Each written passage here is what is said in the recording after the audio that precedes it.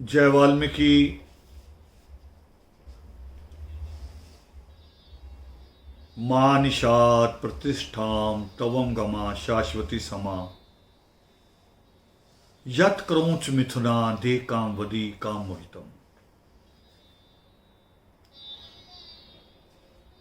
हम बात कर रहे थे इसी श्लोक पे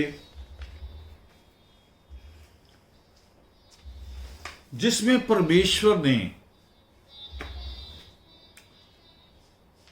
उस विष्णु से कहा जो विष्णु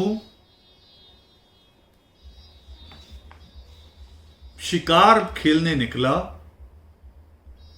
और क्रौंच पक्षियों पे तीर चलाया,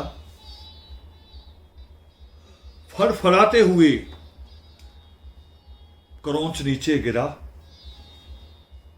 क्रौंचनी और प्राण त्याग दिए। परमेश्वर प्रकट हुए और उन्होंने संसार का, जिसको पहला श्लोक कहा जाता है, पहला गीत कहा जाता है, उसे कहा। और उसमें क्या क्या खासियत हम बात कर रहे थे। तो मैंने जो पहले भाग में जो खासियत कही कि वो पूरी तरह से लय में, स्वरों में बंधा हुआ एक श्लोक जो परमेश्वर के मुख से प्रेम की पीड़ा जो परमेश्वर के हृदय में भी हुई, करुणा बन के फूटा, वो पहला श्लोक जिससे परमेश्वर को आदि कवि कहा जाता है। इस श्लोक में परमेश्वर ने भविष्य की बात की कि हे विष्णु, तुम्हें अगले जन्म में वर्षों तक इस पीड़ा को भोगना पड़ेगा। वो भविष्य की बात करता है। तीसरी बात, भविष्य की बात कौन कह सकता है? परमेश्वर। तो परमेश्वर को इसी कारण एक और शब्द मिला, त्रिकालदर्शी, कि जो अगले आने वाले काल को भी जानते हैं, जिसमें हैं वो उसको भी जानते, जो बीत गया जो उसको भी जानते, यानी भूत, वर्तमान और भविष्य काल, जो तीनों को जानते हो, जो पास्ट को, प्रेजेंट को, फ्यूचर को, तीनों की बात जो करे वो त्रिकालदर्शी। तो परमात्मा ने ये श्लोक वहां बोला जिससे ये नियम उभर कर सामने आए, जो उन्हें करुणा सागर भी कहता है, जो उनको दयावान भी कहता है, जो उनको आदि कवि भी कहता है, जो उनको त्रिकालदर्शी भी कहता है, और जो प्रेम की एक अलग परिभाषा कायम करता है कि प्रेम वो नहीं जो प्रेम सिर्फ मेरा है, जो मेरे पास है, जो मुझे मिल जाए, प्रेम वो है। प्रेम वो नहीं। प्रेम जो हम दूसरों की पीड़ा को देख के भी हमें पीड़ा हो, वो प्रेम होता है। दूसरे को दुख को देख के दुख हो, वो प्रेम होता है। मुझे इब्राहिम लिंकन की कहानी याद आ रही है। अमेरिका के वो राष्ट्रपति जिन्होंने अमेरिका में गुलामी खत्म की थी, पहली बार गुलामों को आजाद किया था, और पहले जो उसके अपने पास रखे हुए गुलाम थे, पहले उनको स्वतंत्र किया कि आज के बाद तुम गुलाम नहीं हो। राष्ट्रपति भवन में काम करना चाहो सैलरी पे तो आप कर सकते हैं, छोड़ के जाना चाहो आप जा सकते हैं, आप कहीं और काम करना चाहो तो कर सकते हैं, आज के बाद आप आजाद हैं। वो इब्राहिम लिंकन एक दिन किसी पार्टी में, किसी एक कॉन्फ्रेंस के लिए जा रहे थे, और रास्ते में उन्होंने देखा, रोड से चलते हुए उन्होंने अपनी कार से देखा बाहर कि एक गड्ढे में सूअर फंसा हुआ है, दलदल सी है, कोशिश कर रहा, बाहर नहीं आ पा रहा। उन्होंने ड्राइवर को कहा गाड़ी रोको। इब्राहिम लिंकन ने कहा गाड़ी रोको। गाड़ी रुकवाई, और उतरे। वो जमाना वो नहीं था, आज वाला नहीं था कि बड़ा काफिला चलता था। आज वाले गनमैन नहीं होते थे उस दिनों। आज के बच्चों को शायद समझ में नहीं आएगा, वो कहेंगे इब्राहिम लिंकन खुद क्यों उतरे। ये आज है भी 100 आदमी पहले ही पहुंच जाता है सुरक्षा के लिए, और फिर कह रहे हम सुरक्षित वातावरण देंगे देश को। वो नहीं था समय वो। और जोड़ दूं एक घटना कि पंजाब के मुख्यमंत्री प्रताप सिंह कैरो भी अकेले थे जब उनको रोड पे रोक के एक आदमी ने मार दिया था। उनकी गाड़ी को रोक के अकेले आदमी ने मार दिया था। रात को जीप चला के जब आजादी घोषित हुई थी, 15 अगस्त 1947 की जब आजादी घोषित हुई तो दंगे हो गए थे देश में कई जगह, हिंदू मुस्लिम राइट्स। तो अकेले अपनी जीप चला के उस वक्त के प्रधानमंत्री जवाहरलाल नेहरू अपनी जीप खुद चला के चांदनी चौक दिल्ली पहुंच गए थे बिना किसी सुरक्षा के, और दंगाइयों के बीच में जाके जीप खड़ी कर दी और जीप के बोनट के ऊपर खड़े होके लोगों को डांटने लगे, गालियां देने लगे। 1-2 लोगों के चांटे भी मारे। कहा तुम्हें शर्म नहीं आती? और मुझे शर्म आ रही, मैं तुम्हारा प्रधानमंत्री हूं। तो पता क्या हुआ था? लोग ये शर्म महसूस करके कि हमारा प्रधानमंत्री हमें कहने आया, दंगा छोड़ के लोग अपने अपने घर चले गए थे। ये रुतबा होता है, ये दिलों में उतरना होता है। एक प्रधानमंत्री जो दिल में उतर जाए, एक प्रधानमंत्री जो दिल से उतर जाए। तो इब्राहिम लिंकन ने अपनी गाड़ी रुकवाई और सूअर को निकालने लगे, हाथ बढ़ाया, मगर सूअर ने हाथ थोड़ी कोई आगे बढ़ाना था। वो तो 4 लेग्स, 4 पाए, उसे क्या पता है क्या कर रहा है। नई बात बनी तो इब्राहिम लिंकन उस गड्ढे में उतर गए। सूअर को पीछे से धक्का लगा के फिर उसे बाहर निकाला, मगर परिणाम क्या हुआ कि वो जो कोट पैंट पहना हुआ था वो सारा कचरे से भर गया। थोड़ा झाड़ा झूड़ा उन्होंने, मगर गंदा तो गंदा ही होना है। तो चल दिए, ड्राइवर को कहा चलो जल्दी लेट हो रहे हैं। सीधे कॉन्फ्रेंस में पहुंच गए। लोगों ने देखा राष्ट्रपति गंदे कपड़ों में, कचरा लगा हुआ, गंदगी लगी हुई। पूछा लोगों ने क्या हुआ, कोई हादसा हो गया, क्या हुआ, गिर पड़े कहीं? वो करे नहीं, एक सूअर फंसा हुआ था तो उसको निकालने में गंदे हो गए। बड़े सहज कह रहे थे। तो लोगों ने उसको बड़े करके लिया। वो कह रहे आप बड़े महान हैं, देखो हमारा राष्ट्रपति कितना महान है, सूअर के लिए गड्ढे में उतर गया। इब्राहिम लिंकन ने कहा रुक जाओ, ये महानता की वजह से नहीं किया मैंने, ये मेरे यहां पीड़ा रहनी थी। अगर मैं उसको छोड़ आता ऐसे ही, सूअर गड्ढे में फंसा रहता, तो मेरे दिल में एक पीड़ा बनी रहनी थी। और यहां कॉन्फ्रेंस में अपनी मैं स्पीच नहीं कर सकता था। फिर मेरा ध्यान वही रहना था कि वो निकला कि नहीं निकला, वो फंस तो नहीं गया, मर तो नहीं गया। मैं स्पीच नहीं दे सकता था। मैंने अपनी पीड़ा खत्म करने के लिए उसे निकाला। ये है प्रेम, ये प्रेम है। वो भी प्रेम था जो मैंने भगत सिंह की बात कही कि भगत सिंह ने पढ़ाई तो की मगर ना कमाई की ना सगाई की। उसका प्रेम था, वो उसको मोक्ष की तरफ ले गया, क्योंकि उसकी इच्छा ही इतनी सी थी कि देश की आजादी। उसके आगे की कोई इच्छा ही नहीं थी, वो इतना ही था, वह इतना ही चल रहा था, और यही वो कर रहे थे। तो ये परिभाषा हमें इस श्लोक में हमें मिलती है, प्रेम की एक बड़ी परिभाषा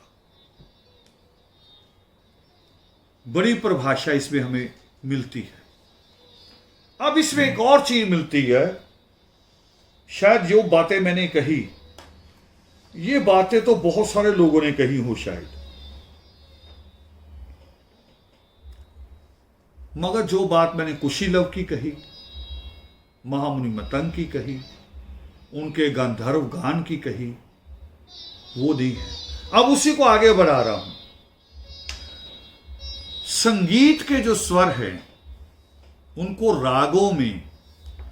रागों में संगीत के स्वरों को रागों में जो ढाला वो महामुनि मतंग ने,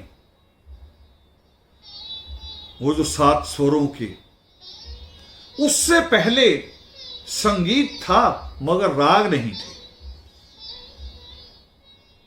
नहीं थे। और इस श्लोक के आने से वो स्वर पूरे हो रहे थे। देखो ये श्लोक ने उस स्वरों को पूरा किया। इस श्लोक का जो पहला शब्द है म, ये संगीत का मध्यम स्वर है म। जो संगीत के स्वर है ना, सा रे गा मा म, वो म स्वर म निषाद के म से है। कभी किसी संगीतकारों के विद्वानों से पता करेंगे तो मेरी ये बात आपको मिलेगी। इसका दूसरा शब्द है निषाद, उससे संगीत का अंतिम स्वर आता है नी, सा रे गा मा पा धा नी निषाद से है, जिसको बाद में फिर महामुनि मतंग ने 7 स्वरों को पूरा करके राग बना दिए। ये परमेश्वर ने ये स्वर दिए। और संगीत के जो लोग पीएचडी करते हैं, संगीत पे शोध करते हैं, रिसर्च करते हैं, उनकी असंख्य सैकड़ों किताबों में मिलेगा ये, किसी एक आदमी नहीं, सैकड़ों में मिलेगा ये बात।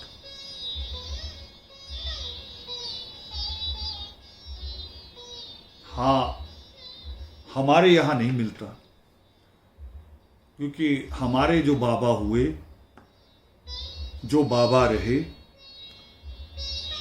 उनका जोर जो लगा रहा वो केवल धूने पे, राख बांटने पे, धागा तबीज बांटने में, उनका जोर यही लगा रहा। उन्होंने बैठ के कभी परमात्मा की तरफ ध्यान ही नहीं लगाया, मनन ही नहीं किया। करते भी कैसे? किसी ने तो नागफनी पहनी हुई है छोटी सी एक, वो उससे नाद कहते हैं, जो नाथों में बजाई जाती है। हालांकि उसमें भी नहीं है, वो भी समाधि में उतार देती है नाद भी। और हमारे बाबा समाधि तक भी नहीं पहुंचे हैं, वहां तक भी नहीं गए। वो तो बस नाथ पंथ, शाह पंथ, गिरी पंथ, उदासी पंथ, और अब एक और बन गया, चल रहा है नवल पंथ। हमने तो बांटा है धर्म को, जोड़ा नहीं। मैं जोड़ने को कह रहा हूं कि मैंने कहा कि एक नाम परमेश्वर का आदि कवि भी है, एक नाम सृष्टिकर्ता भी है, एक नाम उनका वाल्मीकि भी है, एक करुणा सागर भी है, एक नाम उनका सपच सुदर्शन भी है, एक नाम उनका वाहे गुरु भी है। अब कुछ लोगों ने सपच सुदर्शन के नाम से अलग बांट रखा है। हमारे बाबा भी बांट ही गए हैं हमें। अब कौम कहीं नाथों के नाम से बट रही है, कभी कहीं शाह के नाम से बट रही है, कहीं नवल के नाम से बट रही है, कभी उदासी पंथ के नाम से बट रही है। कभी कभी लोग मुझे कहते हैं हमने वाल्मीकि अनंत में बाबा की मूर्ति लगाएं, तो मैं कहता हूं क्यों लगाएं? परमेश्वर है, उसी में देखो सबको। बाबा तो सेवा करने आए थे, सेवा बाबा भी कर रहे हैं, सेवा आप भी कर रहे हैं, गृहस्थी लोग भी करते हैं। मैं वाल्मीकि तीर्थ जाके देखता हूं, जो बच्चे नौकरियां करते हैं, दिहाड़ियां करते हैं, पढ़ते हैं, स्कूल कॉलेज जाते हैं, वो कई बार संडे वाले दिन वहां आते हैं और पूरी परिक्रमा को साफ करते हैं, सेवा कर रहे हैं। तो सबकी मूर्तियां लगाई जाएं। यही तो हजरत मोहम्मद साहब का आंदोलन था। उन्होंने कहा सब मूर्तियां हटाओ, ये सब इंसान है, ये परमेश्वर नहीं है। खुदा एक है, अल्लाह एक है। हम नित्रे में पढ़ते हैं, एक है एक ही नाम उचारूं, वाल्मीकि रसना से पुकारो। जिसको गुरु नानक देव कहते हैं कि एको सिमरिए नानका जो जल थल रहा समाए, दूजा काहे को सिमरिए जो जम्मे ते मर जाए।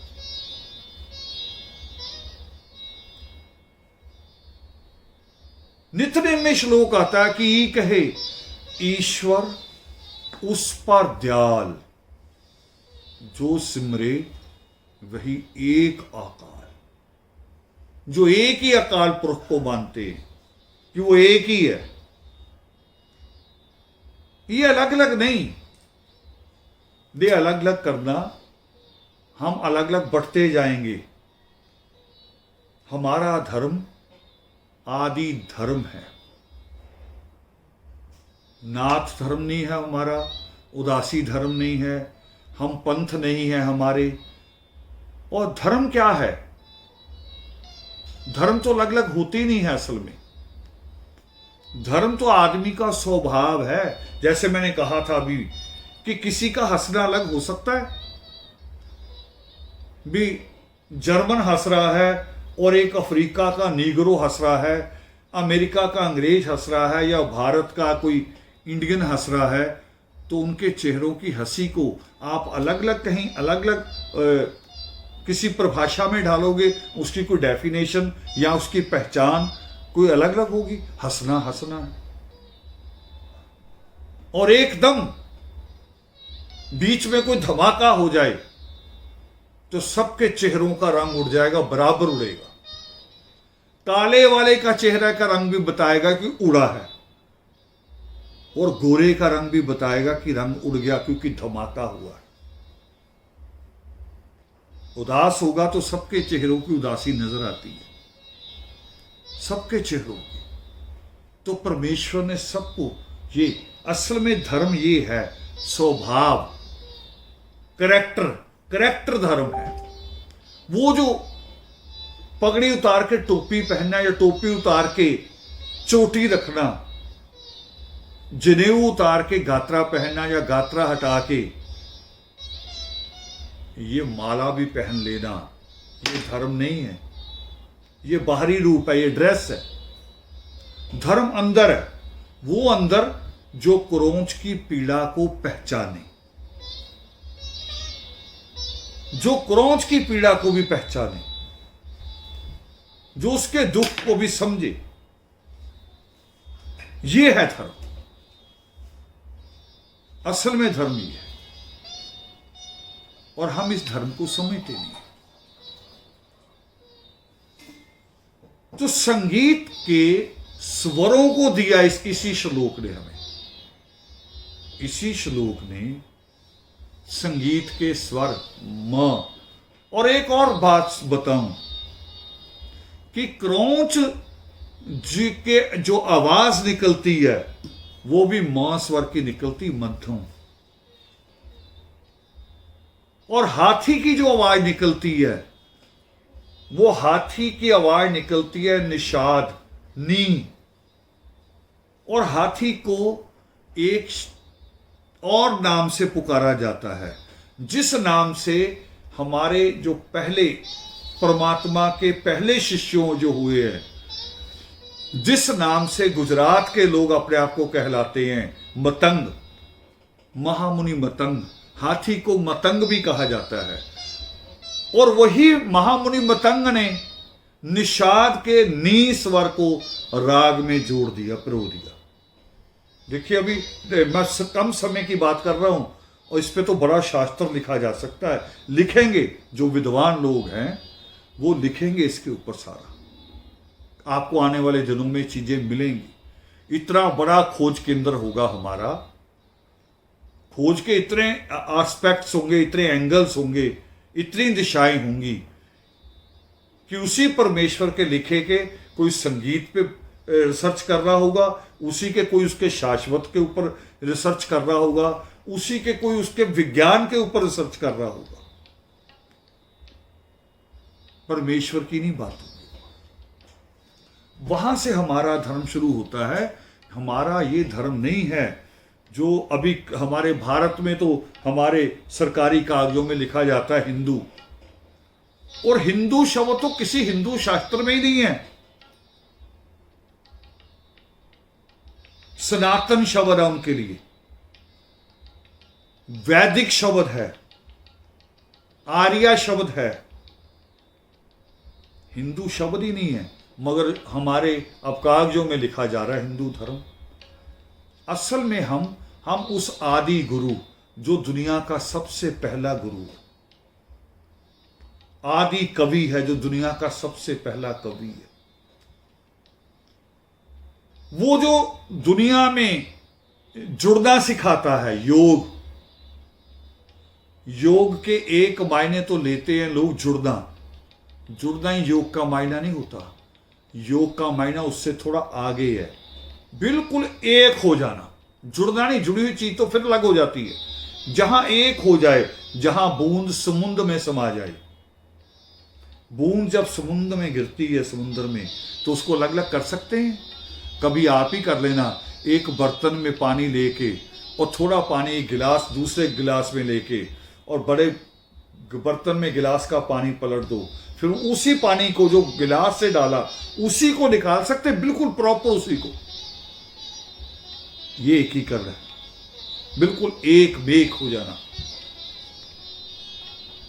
ये एक ही करना है। जो परमेश्वर का ये श्लोक जो हमें शिक्षा देता है, हमें इसकी शिक्षाओं को भी समझना है। हमें इसकी शिक्षाओं को समझना, अभी तक तो हमने बात की कि इसके अर्थ क्या क्या है, इसके रहस्य क्या क्या है।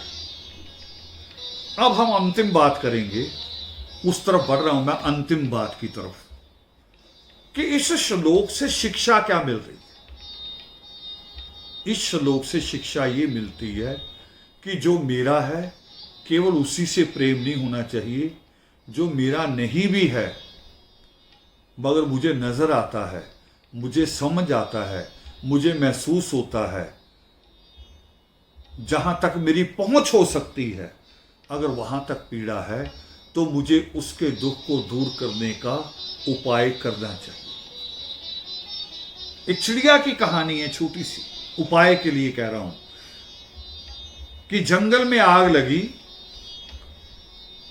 तो वो नदी के पास जाए चिड़िया, चोंच में पानी भरे और आग के ऊपर आके गिरा दे और फिर जाए फिर लाए। और एक बंदर बैठा, मूर्ख के लिए बंदर बोलते ना, बंदर बैठा हंस रहा और चिड़िया को मजाक कर रहा कि तेरी इतनी इतनी चोंच के पानी से ये आग बुझ जाएगी। तो चिड़िया ने कहा आग बुझती है कि नहीं बुझती ये मुझे नहीं पता, मगर परमेश्वर ने मुझे पंख दिए हैं, मुझे चोंच दी है, इन पेड़ों के ऊपर मैं रही हूं, उन पंखों का इस्तेमाल करके, उस चोंच का इस्तेमाल करके मैं अपना पूरा प्रयास करूंगी, अपना पूरा पुरुषार्थ लगाऊंगी, ताकि जब परमेश्वर के पास जाऊं तो मेरी गिनती आग लगाने वालों में या आग का तमाशा देखने वालों में नहीं होगी, आग बुझाने वालों में होगी। आज दुनिया जल रही है, देश जल रहा, खास तौर पे हमारा देश जल रहा है, गंदे विचारों में जल रहा है। हमारा देश बहुत तरह से, हमारे देश का जो आज निजाम है वो जिद्दी है, अहंकार से भरा हुआ है। तो हम चाहे चिड़िया जितनी ताकत रखते हो, हमें प्रयास करना चाहिए। एक शिक्षा। दूसरी शिक्षा, हमारी कौम में हमारे संतों ने, हमारी बस्तियों और गांवों गलियों में रहने वाले कुछ बाबा लोग होते, हमारी गलियों में भी रहते हैं, मोहल्लों में, महंत कहलाते हैं, संत कहलाते हैं, सियाना कहलाते हैं। उन्होंने हमें जीव हत्या करनी सिखा दी। आपका बच्चा बीमार करे, जीव काट दो, मुर्गा काट दो, बकरा काट दो, सूअर काट दो, देवी के नाम पे, पीर के नाम पे काट दो। कोई देवी पीर आके खाते नहीं है, खाया ही नहीं है, मगर होता है, ये होता रहता है।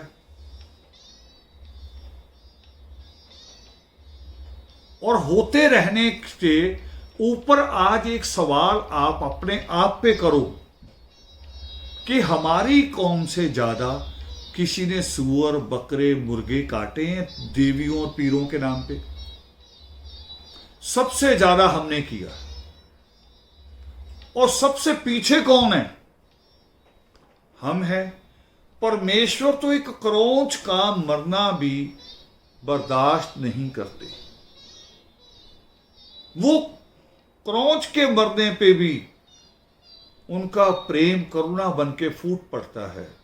और हम जानवरों को काटें, उन पे छुरी चलाएं, चाकू चलाएं और कहें कि ईश्वर खुश होगा, ईश्वर कभी खुश नहीं होगा। एक शिक्षा ये मिलती कि हमें जीव हत्या नहीं करनी, उससे बाहर आना है। ईश्वर के नाम पे ये पाप हमें नहीं करना है। किसी दूसरे को दुख देके मेरे बच्चों को सुख नहीं मिल सकता। ये शिक्षा है। करुणा के भाव की शिक्षा है। और बीच में जो मैंने कही कि इतना पुरुषार्थ करो, ये श्लोक कहता है कि अगला जन्म है, पुनर्जन्म है। तो हमें चाहे समय हमारे पास कम है या ज्यादा है, भारत का धर्म तो बड़ा ही खतरनाक धर्म है। भारत का धर्म बूढ़ों को स्वर्ग का रास्ता टिकट दिखाता है। स्वर्ग का टिकट कैसे लेना है कि जीवन भर पहले पाप करो, बूढ़े होके पुण्य करो, फिर स्वर्ग का टिकट मिलेगा। भारत का धर्म युवाओं को सड़क पे दंगा करना सिखाता है। ये धर्म हो ही नहीं सकता जो किसी को मारना सिखाए, जो किसी पे हमला करना सिखाए, जो किसी की जान लेना सिखाए। वो धर्म हो नहीं सकता। तो ये हमें परमेश्वर के उस श्लोक में से हमें मिलता है।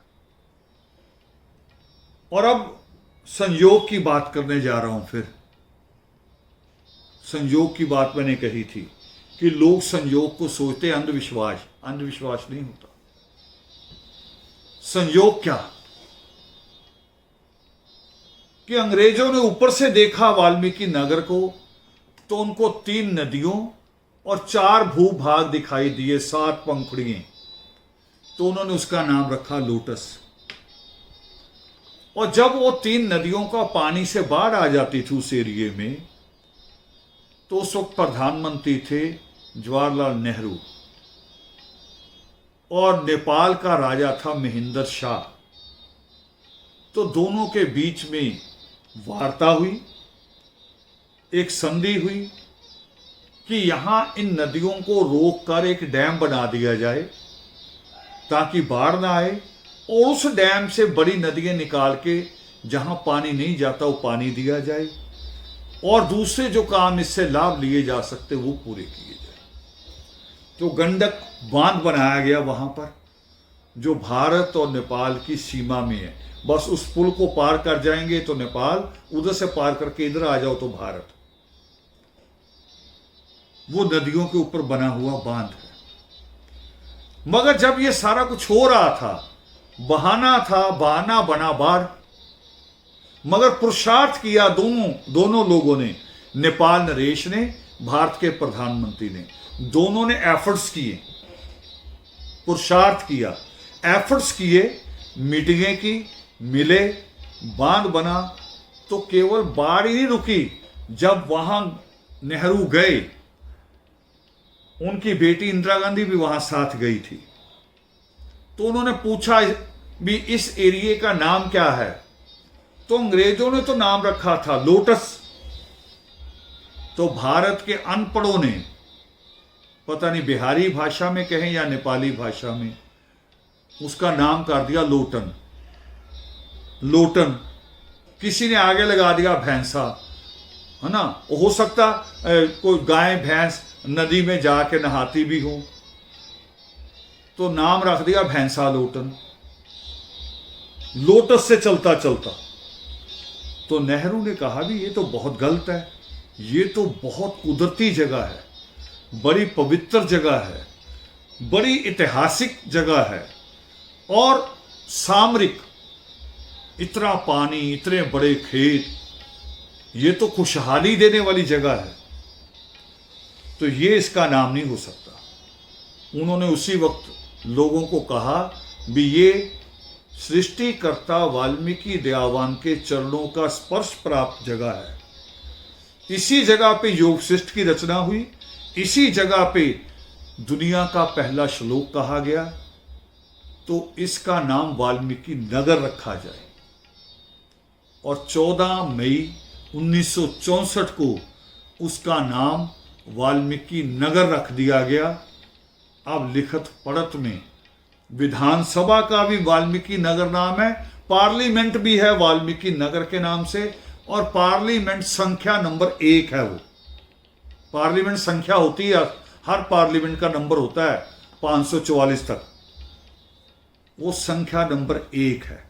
ये है संयोग, और ये संयोग अपने आप नहीं होता, दोनों देश के प्रधानों ने एफर्ट्स किए, उसमें जितना पैसा लगता था वो लगाया, दोनों देश के नागरिकों ने मेहनत की, डैम बनाने में अपने दिन रात एक किया, और डैम बना, और फिर आज वो जगह वाल्मीकिमय, और वहाँ हर चीज वाल्मीकिमय है। और यही वो जगह है जहाँ माँ सीता पहली जो शरण प्राप्त की, पहली जो शरण, ये अयोध्या और जानकीपुरम के बीच की जगह है। अयोध्या और जानकीपुरम के बीच की जगह है, आधा हिस्सा है, रास्ते में पड़ती है। तो माँ सीता यहीं रथ से उतर गई थी, लक्ष्मण को कहा था कि मुझे यहीं उतार दो, यहाँ वाल्मीकि आश्रम है, मुझे ना राम के महल में रहना है ना राजा जनक के महल में रहना है, क्योंकि महल में मेरा बच्चा पैदा होगा तो राजनीति सीखेगा, मुझे अपने बच्चे को इंसान बनाना है, उसको धर्म सिखाना है, तो मुझे वाल्मीकि आश्रम में रहना है। पहली शरण माँ सीता को वाल्मीकि नगर, जो बिहार में स्थित है, जिसको नेपाल का बॉर्डर लगता है, ये उसी जगह पे मिली थी। बाद में माँ सीता आके वाल्मीकि तीर्थ अमृतसर में रही, क्योंकि वहां उदास रहती थी। उदास रहती थी क्यों? क्योंकि एक तरफ अयोध्या थी, एक तरफ जानकीपुर, एक तरफ ससुराल था, एक तरफ मायका था, यादें आती रहती थी। तो परमेश्वर ने सोचा कि इससे बच्चे के ऊपर बुरा असर पड़ सकता, जो बच्चा पेट में पल रहा भी। मैंने आपको कहा था कि बच्चा क्या बने ये हमारे बस में नहीं है, मगर बच्चा कैसा बने, कैसा पैदा हो, ये बस में होता है। बच्चा जन्म के बाद क्या बने ये मुश्किल है। जन्म से पहले अगर डिसाइड कर लें कि हमारा बच्चा पायलट बनेगा, तो बच्चा पायलट ही बनना चाहेगा, उसकी मानसिकता यही हो जाएगी। परमेश्वर ने वहां सोचा, फिर मां सीता को वहां से हटा के पहले कानपुर के बिठूर आश्रम में, फिर वहां से हटा के अमृतसर के पावन वाल्मीकि तीर्थ वाले आश्रम में रखा। और जब राम ने घोड़ा छोड़ा और वो घोड़ा जब कुशलभ ने पकड़ा, तो पावन वाल्मीकि तीर्थ अमृतसर था, पावन वाल्मीकि तीर्थ अमृतसर था।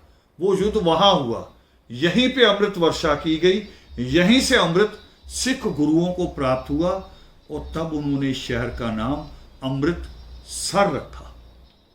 इतना बड़ा इतिहास है हमारा। ये है आदि धर्म, आदि गुरु का, आदि कवि का। और मगर वर्दी से नहीं है। वर्दी होती ना कि दाढ़ी रखी है कि मूछ रखी कि नहीं रखी, दाढ़ी रखी ऊपर पगड़ी रखी है कि नहीं रखी, तो अलग धर्म हो जाता। पगड़ी रखूं सिख हो जाऊंगा, पगड़ी हटा के मूछ कटा दूं मुसलमान हो जाऊंगा। और पूरा सारा कुछ रख के तिलक लगा लूं तो हिंदू हो जाऊंगा, पंडित हो जाऊंगा। परमात्मा ने वो धर्म नहीं कहा। परमात्मा ने धर्म कहा जिसमें करुणा है, जिसमें ज्ञान है। वो ज्ञान देते थे, वहां ज्ञान दे रहे थे भारद्वाज को, ज्ञान दे रहे थे अच्छे और बुरे का, ज्ञान दे रहे थे जीवन को जीने का। तो वो आदि गुरु, वो आदि कवि, वो आदि पुरख, वो जिसको कहते अकाल पुरख, उसी का जो शिक्षा है योग विशिष्ट की, वही हमारा धर्म है, आदि धर्म। हमारा कोई घराना नहीं है। ये ठीक संतों ने उस वक्त पकड़ लिया, उस वक्त हालात ऐसे थे, उनको जितना समझ में आया उन्होंने कर लिया। अब जब हम आगे आगे, अब जितना हमें समझ में आएगा हम करेंगे। जैसे जैसे पावन वाल्मीकि तीर्थ पे अब स्पीकर भी लगे हैं, मगर पहले स्पीकर थोड़ी होंगे, आज लगाए गए हैं स्पीकर कि यहां जब पाठ हो तो पूरी परिक्रमा में सुनाई दे। अब पावन वाल्मीकि तीर्थ के सरोवर में आरओ लगने की बात भी, उसका पैसा भी रखा हुआ है, मगर उस वक्त ये थोड़ी सिस्टम था भी सरोवर का पानी साफ कैसे होगा, दरबार साहब का पानी भी आरओ से साफ होता है। तो पावन वाल्मीकि तीर्थ के सरोवर के में भी आरओ लगने की बात मेरे सामने उस वक्त के मुख्यमंत्री सरकार प्रकाश सिंह बादल ने अधिकारियों से कही थी कि जो सबसे अच्छा आरओ है सरोवरों के लिए, तो उन्होंने कहीं वृंदावन का नाम लिया था कि जी वो बहुत महंगा, वो इतने करोड़ में लगा। वो कह रहे उससे भी डबल करोड़ में लगे तो वही लगाओ यहां। तो समय के अनुसार कुछ चीजें बदलनी पड़ती है, मगर धर्म वही जो परमेश्वर ने कायम किया। तो समय के अनुसार हमारे संतों ने काम लिया। समय था एक जब बस मोटर गाड़ी नहीं थी, तो बाबा खाकशाह जी पैदल चले थे। आज पैदल चलने की जरूरत नहीं है, आज हमारे पास वो सारे साधन हैं, हम उन साधनों का इस्तेमाल करते हैं। तो ये आज जो हमने चर्चा रखी थी, अभी भी मुझे लगती है कि अधूरी है। बीच बीच में नेट खराब हुआ, पता नहीं क्यों खराब हुआ, आगे कभी ऐसा नहीं हुआ। ये वही मोबाइल है, वही नेट सिस्टम है, उसके लिए क्षमा चाहेंगे। मगर इसको सारे को हम यूट्यूब पे डालेंगे, आप वहाँ से पूरे का पूरा भी देख पाएंगे। मगर फिर भी मुझे नहीं लगता कि मैं इसका पूरा अर्थ कर पाया हूँ। इसमें बहुत कुछ है, बहुत कुछ है, एक ही 2 लाइनों में ही इतना कुछ है। ये शाश्वत नियम भी है, प्रेम भी है, करुणा भी है, दया भी है, और हमारे लिए मैसेज भी है कि जीव हत्या नहीं करनी है आपने। इसमें फ्यूचर भी है, भविष्य की बात भी है। तो वो सारी बातें मैं कह पाया कि नहीं कह पाया, एक अच्छे शब्दों का चुनना, वो शब्द जो आप समझ सके, हर किसी के जहन में उतर सकें, तो वो पता नहीं मैं कर पाया कि नहीं कर पाया हूँ। तो फिर आगे कोशिशें होंगी, हमारी भी होंगी, और हमसे अच्छे लोगों की कोशिशें भी होंगी कि अच्छे तरीके से कह पाएँ। इन्हीं शब्दों के साथ, इसी प्रार्थना के साथ आप सबके बीच में विराजमान आदि अनादि परमात्मा को सादर नमन। जय वाल्मीकि।